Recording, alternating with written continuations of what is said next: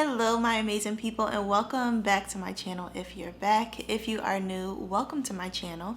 I'm Shayna and I have another case for you all today. A lot of you guys saw my community tab post that I put up a few days ago, and I will definitely be touching on that at the end of this video. So if you're interested in staying for that conversation, then feel free to hang to the end. I really do want to focus on today's case. This one is one of the most tragic cases that I've researched in a long time, so much so that I actually decided to leave some of the details of exactly what happened out of the case just for the integrity of the young lady that we'll be talking about today. This case was recommended to me in my case request form, which will be the last link in the description box below if you do want to send me any cases that you think I should take a look at. Today I'll be talking to you about the very tragic and heartbreaking murder of Arnesha Bowers. Without further ado, thank you guys so very much for joining me today, and let's go ahead and get started.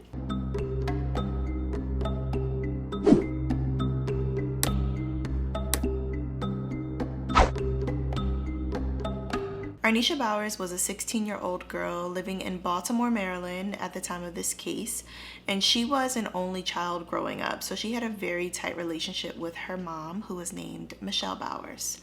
Michelle has said that the two of them were absolutely inseparable as Arnesha was growing up, and you really could consider the two of them to be best friends as Arnesha especially entered her teenage years. Michelle's favorite thing about her daughter Arnesha was her smile. She said that anytime Arnesha walked into a room or would smile at someone, it would absolutely brighten their day and make it so much better. And she had this kind spirit and big beautiful heart that accompanied this amazing smile that just had this way of making you feel at ease when you were around her. If you were having a bad day, it made you feel like everything would be okay. She attended City College High School in Baltimore and was living with her grandmother during her teenage years. So that's where she lived at the time of this case. And her grandmother worked at a local hospital. So she would work night shifts as part of her schedule, but always made sure that Arnesha was in the house for the night before she would leave. In the time before this case took place, Arnesha developed a crush on a boy named Rayshawn Rivers, who was 14 years old, so a couple years younger than her. And he also lived in the Baltimore area. He resided in an apartment on Hartford Street with some older housemates, and it really wasn't uncommon at all for Arnesha to go over to his place to visit him. She talked to her friends about having this crush on him and wanting to spend as much time as she could around him. On June 6 of 2015, Rayshawn and a couple of his older housemates decided to throw a party. And it wasn't a huge party with a bunch of people. It was more of a kickback kind of vibe. But of course, Arnesha was invited because she was close to Rayshawn and she was excited to go. She invited one of her friends to come along with her. It was an opportunity for her to get out of the house and, of course, spend some time with her crush, and she was looking forward to it. Arnesha's friend was named Erica, and when the two girls arrived at the party, they took a look around and saw who was there. And among the people in the apartment were Rayshawn, of course, also a man named John Childs, who was 20 years old, and another friend named Adonai Dixon. Arnesha had formed relationships with the two older men when she would come over to this apartment at other times, so they weren't necessarily friends of hers, you could say, but she trusted them enough to be comfortable around them at this party. But of course, Arnesha's grandmother wanted to make sure that she got home safe and sound before beginning a hospital shift that night. So her grandmother came to pick her and Erica up around 10:30 p.m. But before leaving, Arnesha stopped and told Rayshawn that he was actually welcome to come back over to her house to chill after her grandmother left for work for the night. And Rayshawn agreed. So after picking the girls up, Arnesha's grandmother dropped Erica off at home first and then took Arnesha home around 11 p.m. before leaving one last time that night to head to work at the hospital. Around the time that Arnesha's grandmother was dropping the girls off, Rayshawn was making his way over to take her up on this offer to come and hang out.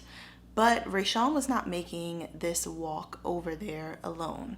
He actually extended the invitation to John and Adonai, who are the two older men that I told you about, and This was not with Arnesha's permission. So when she opened the door, expecting to see Rayshawn on the other side of it and realized that all three of them were there, she was taken aback a bit. Obviously, when she extended the invitation to Rayshawn, it was for him alone. This was not an opportunity for her to hang out with Rayshawn and his housemate and their friend. This was an opportunity for her and Rayshawn to hang out with just the two of them. So she's a little annoyed. She's like, why would you invite these two over without telling me about it? Aside from just being kind of stumped for a second as to why Rayshawn would do something like this, she actually just decided to let John and Adonai inside the house. She didn't want to be rude, so she let all three of them come in. Even though she was going to let them in anyway, something that Adonai mentioned to her was that he had this leg injury, and after walking all the way from Rayshawn's apartment to Arnesha's grandma's house, his leg was bothering him and he just needed to rest for a bit. But like I said, Arnesha was planning to let them in regardless, and she's like, it's totally fine, just come on in. We can all just chill in the living room. So the four of them ate some food, they talked, they hung out for a bit in the living room of Arnesha's grandma's house, and everything seemed to be normal. After a bit of time though, Rayshawn and Arnesha kind of signaled to John and Adonai that they were hoping for a bit of alone time and that they were kind of ready for the two of them to head out soon. Without hesitation, the two older guys said that this was not a problem at all. They weren't there for any particular reason anyway, so they agreed to head back home, and the two of them headed out for the evening. The next morning, firefighters responded to calls coming in shortly after 5 a.m., reporting that there was a big fire happening in Arnesha's home. After arriving on the scene and putting out the flames, emergency personnel made their way into the home to see if anyone was inside and to see how badly damaged the inside of the home was. And unfortunately, in addition to finding the home in very bad condition, they also discovered the body of Arnesha Bowers in the basement of the home, and she was pronounced dead on the scene. Arnesha was laying in the basement with a black electrical cord wrapped around her neck. She had 3 blunt force trauma wounds to her head and had damage to her upper leg and groin area from a broom that had been set on fire and placed there to destroy evidence. Her cause of death was determined to be asphyxiation and strangulation, and there were signs of confirmed by DNA presence on her body. With the help of family members who accounted for her attendance at the party that night, as well as neighbor witness testimony, the police were able to narrow in on their primary suspects over the coming days. They would question and arrest John and Adonai first, the 2 older men,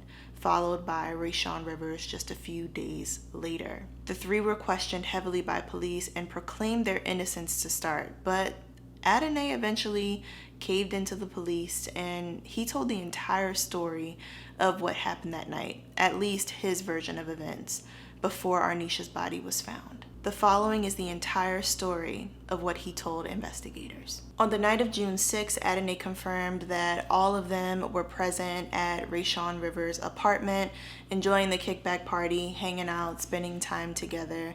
And he said that at some point throughout the night, he asked Arnesha to use her phone so that he could make a phone call. And of course, she let him use it, no problem. And when he had this phone in his hand, he took a look at it and he realized that this was one of the newer phones and thus very valuable. And he had this thought cross his mind of possibly stealing this phone, wanting to take the phone because of how much money he knew that it was worth. But when he had the phone in his hand, he just decided, you know what, let me just give the phone back to Arnesha, but a phone like that would be really nice to have. And after he gave the phone back to her, the thought crossed his mind of maybe finding another way to get his hands on this phone since he had already returned it to her. And he's thinking about it, and instead of just thinking about it to himself, he decides to share his thoughts with John Childs, who does not discourage Adonai from what he is potentially planning to do. In fact, the 2 of them decide that Rayshawn visiting Arnesha that night was a perfect opportunity for the 2 of them to get their hands on this phone. So when Rayshawn extended the invitation, they were like, absolutely yes. They jumped at the chance because they knew that Arnesha trusted them. They knew that when she saw them, she wouldn't second guess letting them inside of her home. Adonai said that the entire walk over to Arnesha's house was spent with the three men coming up with this plot of who would do what when they got there to make sure that they could burglarize her grandmother's house of any valuable belongings without any issues. They wanted to make sure that it could go smoothly. And after much discussion, the three of them agreed that Rayshawn would distract Arnesha while Adonai and John would go through the home, rummage through things, and steal valuables. So after they arrive and Arnesha lets them in and the four of them spend time talking and eating in the living room, the time comes, of course, like I told you, when Arnesha and Rayshawn begin hinting that they're ready for Adonai and John to leave. By this point, the three of them kind of silently realized to themselves that the burglary plot wouldn't really work in this house because of how small it is. Pretty much you can't be anywhere in this house without being aware of someone else's presence within it. There's not very many secluded areas. So they all realize that, okay, this plot actually is probably not gonna work. But after John and Adonai go outside, they begin discussing a plan B. They figured that if Arnesha was under the impression that they had left, she wouldn't be as aware to notice the sounds of intruders in the house. They kind of figured that she would be way too distracted by Rayshawn and that they could take advantage of this to enter without permission. So instead of just giving up altogether, they were still going to do this, but they were just going to go a different way. So the two of them break into the basement window and they begin making their way throughout the house. And since the house is so small, of course, Arnesha notices that something is off. She notices that maybe her and Rayshawn aren't alone. And she actually thinks that she sees a shadow in the hallway. And she says to Rayshawn, I think I just maybe saw something and maybe I'm hearing things, but I feel like somebody might be in the house. And Rayshawn kind of tries to calm her down. He says, look, everything's fine. The two of us are by ourselves. But Arnesha's like, I'm not buying it. Something seems off here. I don't feel like we're alone. So she gets up, she leaves her bedroom, and she makes her way towards her grandmother's bedroom, where after she turns on the light, she realizes that John and Adonai were in the house, that they were in her grandmother's room trying to hide in the darkness. Of course, she's shocked and confused as to why the two of them are back in the house now after it was made clear that they were to leave. She had this expression on her face like, what is going on here? She calms down and she says, okay, I have no reason to not trust these two men. At this point, she had built some sort of rapport with them to the point where she kind of looked at them like big brothers. Maybe not that close, but that's the level of trust that she had with them because she had no reason up until now to not trust them. So she just says, you know what, I don't know what they were doing. This is weird, but they're here. So the four of them, again, make their way to the living room, and it's kind of brushed off as if John and Adonai didn't just break into the house. Maybe her gut was telling her that something wasn't quite right. But Arnesha's young. She's 16 years old. So this is kind of a situation that's hard for her to navigate, I would imagine. John and Adonai, on the other hand, know that now they have to act normal, so that way Arnesha doesn't suspect that the two of them broke back in to steal things. So they're trying to play it cool, and as the four of them are in the living room area, Adonai gets up to get himself something to drink from the kitchen. And when he walks into the kitchen, something that he notices is a meat tenderizer sitting on the kitchen counter. Now, we know that Arnesha is in the vicinity of the men, but it appears that she was distracted in some way. Either she was maybe on her phone or distracted by the television. We don't know for sure, but we know that she was caught off guard by what happens next. So Adonai picks up this meat tenderizer and he takes it into the living room and he tosses it into John's hands. And when John catches it, Adonai says to him, do something with it. And at this point, it's becoming clear from their verbal and nonverbal communication that the next thing that was most likely going to happen was that they were going to hurt Arnesha. Adonai came up from behind to give Arnesha a bear hug, and she was actually totally used to this because it was something that he had done before in a playful big brother kind of way. As he grabbed her, John approaches and hits Arnesha in the head with the meat tenderizer as hard as he could. The first blow stunned her, but she was still standing up, trying to get her bearings and getting this rush of adrenaline and trying to just figure out what was happening when John drew back and hit her for a second time. This hit was hard enough that she fell to her knees and began pleading for her life, saying, "Please stop. I promise I won't tell anyone. Just please don't kill me." But John pulled his arm back one last time and hit Arnesha, at which point she was knocked unconscious. Adonai begins to think of a way to hide the evidence of what just happened, and he also plans to steal some valuables from the home like they all originally planned to do. He instructs John to make sure that Arnesha was dead for sure, and John takes this order, grabs Arnesha, and drags her down to the basement. When in the basement, he holds her in a chokehold, and he also uses a black electric cord around her neck until she passes away. During this entire ordeal, Rayshawn simply stood there and watched. He didn't say anything. He didn't attempt to stop the attack. He just watched. Adonai is trying to maximize his time, so he grabs a trash bag and a laundry basket and begins grabbing what he believes to be valuable items around the house. And at this point, Rayshawn kind of snaps back to reality, and he's like, let me spring into action. He starts helping Adonai grab items from around the house. Of the items that they got were $100, an iPad, a laptop, a couple of phones, and a small radio. Among the items, of course, was Arnesha's cell phone that Adonai wanted to take from the very beginning. After gathering all of the items that they planned to take, Adonai poured flammable liquid all over the house and lit a match to set the house on fire. Once the flames were building and the smoke was getting to the point where they couldn't breathe easily anymore, the two of them made their way down to the basement where Arnesha and John were. I honestly do not feel comfortable explaining in graphic detail the way Arnesha was found, at the way she was at this point. She was only 16 years old. It's honestly extremely hard to conceptualize what happened to her. There are a few aspects that I just simply want to leave out for her own integrity, and John's DNA was found on Arnesha.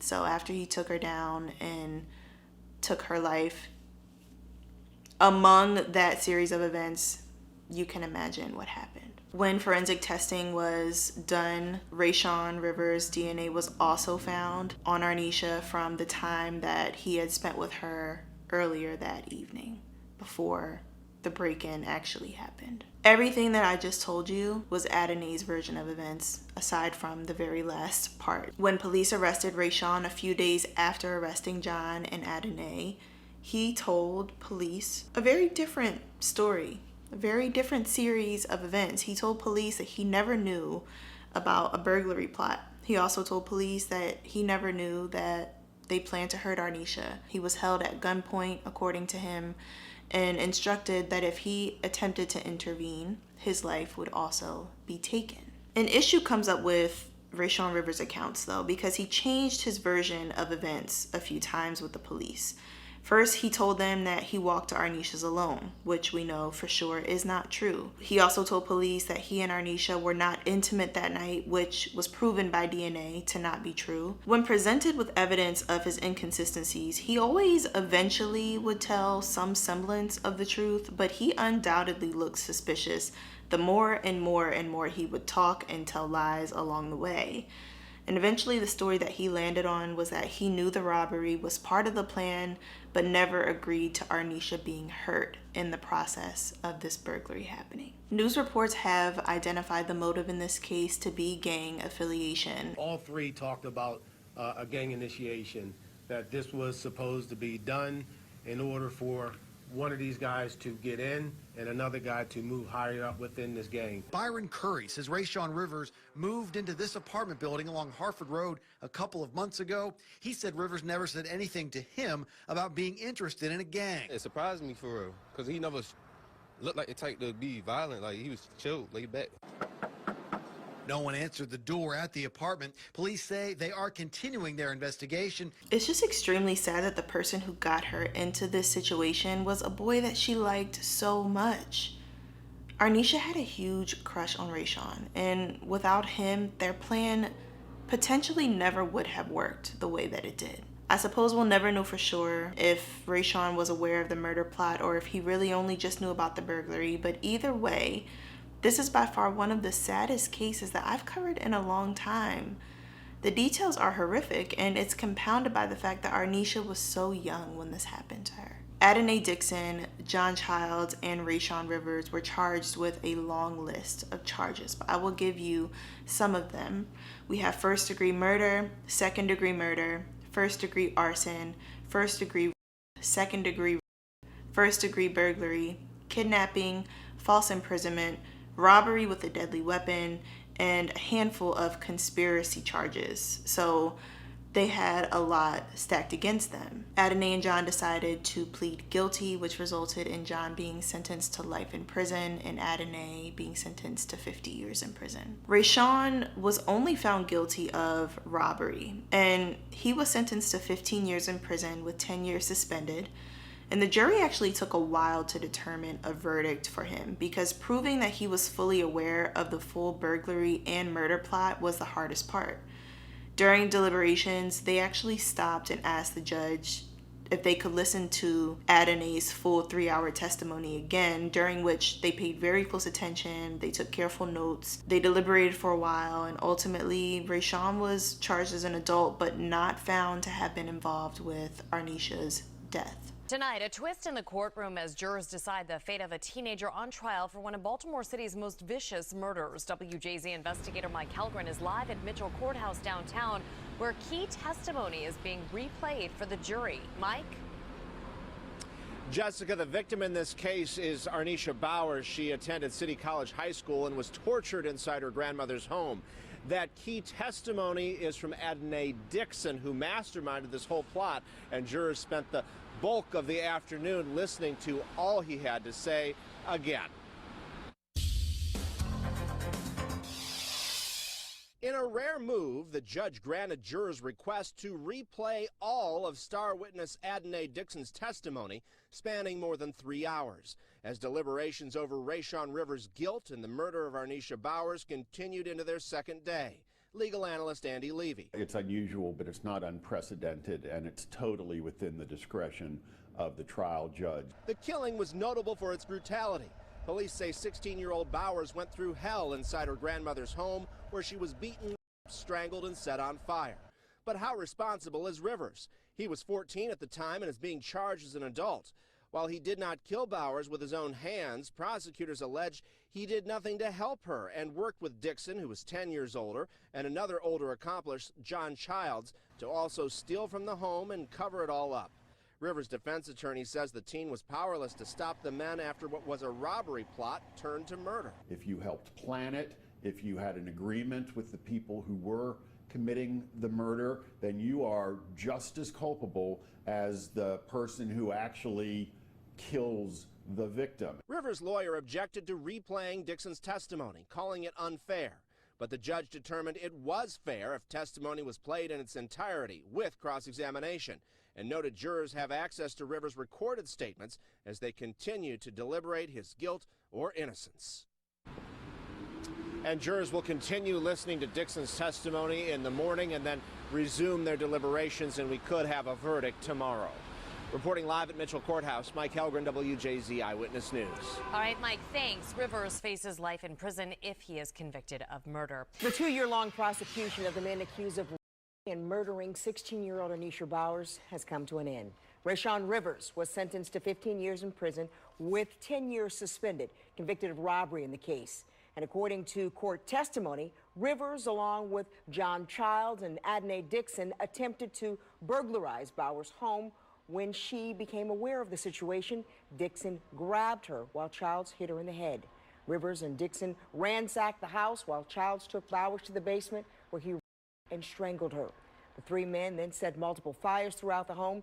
Rivers will spend the next 3 years behind bars. He already spent 2 in jail waiting for the trial. You really can see the pain in the eyes of the police who have spoken about this case, and Arnesha's death shook the city up when it happened because people were just so heartbroken by the events that took place that night. Police have said that the only way to truly describe the motive here, aside from the gang affiliation, was pure evil. Some of the details I decided to omit just for Arnesha's integrity. That was just my personal decision. If you decide that you want to look into this case on your own, feel free. Just do be wary, because it is very hard to stomach what happened to her. And I truly, seriously, from the bottom of my heart, extend my sincerest condolences to her family. I hope that they're doing well.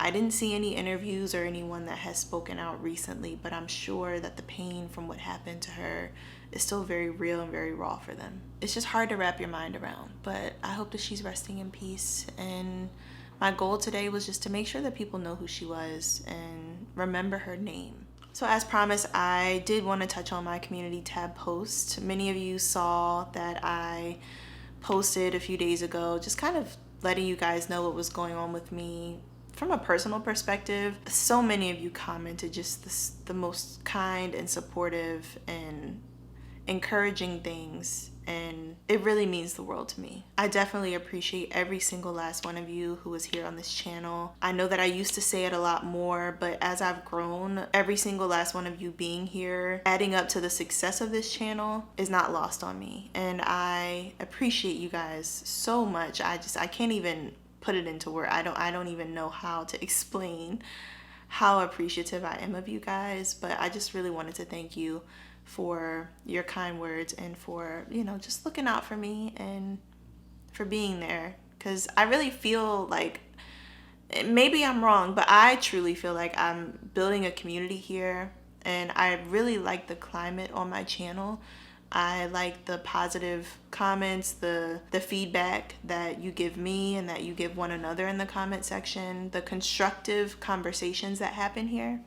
And I do really want to continue that. All right, you know what I'm going to say. If you made it this far, you are loyal. You really are, and I appreciate you. I thank you so very much for being here, for stopping by my channel, for listening to Arnesha's story. I absolutely would like to hear what you think about it in the comment section down below.